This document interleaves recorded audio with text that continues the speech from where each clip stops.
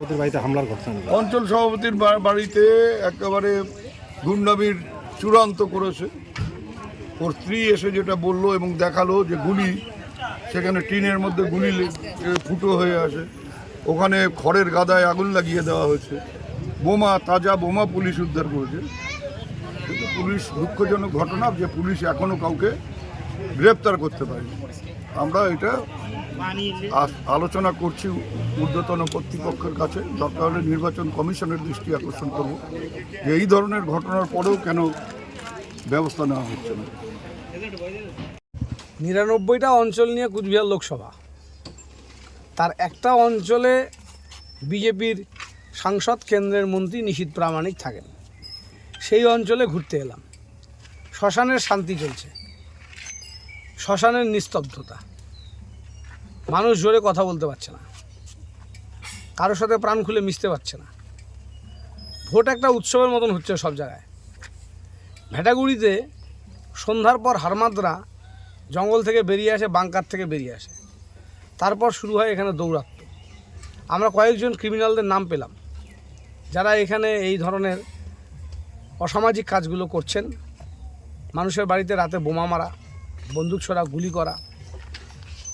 গত দুদিন আগে আমাদের অঞ্চল সভাপতি এই ভেটাগুড়ি ওয়ানের, যেখানে খোদ কেন্দ্রের স্বরাষ্ট্র প্রতিমন্ত্রীর বাড়ি, সেই অঞ্চলের অঞ্চল সভাপতির বাড়ি, তৃণমূল কংগ্রেসের অঞ্চল সভাপতির বাড়িতে খড়ের পোজে আগুন দিয়ে তার টিনের বেড়ার ঘর, তাতে গুলি করে ভয় দেখিয়ে পালিয়ে গেছে। তৃণমূল কংগ্রেসের অঞ্চল সভাপতি যে নরম মানুষ কিন্তু সাহসী মানুষ, তাই প্রতিবাদ করছেন।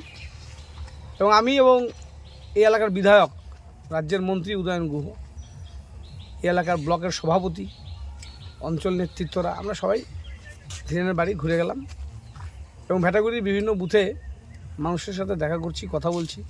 মানুষ বলছে আপনাদের ফ্ল্যাগ লাগাচ্ছেন, ওরা তো রাতে করে খুলে দিচ্ছে, আপনাদের ফ্ল্যাগ পোস্টার কিছু রাখছে না। পুলিশ প্রশাসনকে বলবো, যারা নির্বাচন কমিশনের দায়িত্বে এখন আছেন, শান্তিপূর্ণ ভোটটা তারা কতটা চান।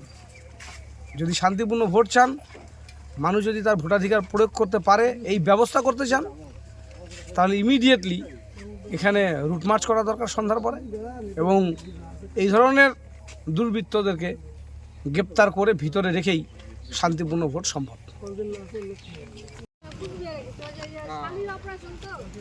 ঠিক আছে, আমরা ওই দিক থেকে সব ভোট দিতে যাও সমাজ করে একেবারে তোরা বলে বাড়িতে বলে দিও সবাইকে। একটু চাপ দেখো,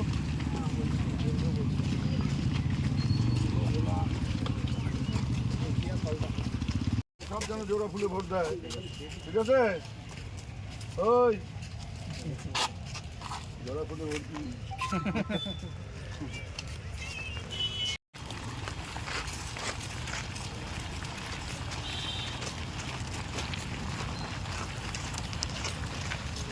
একেবারে সামনে চলে যাবো।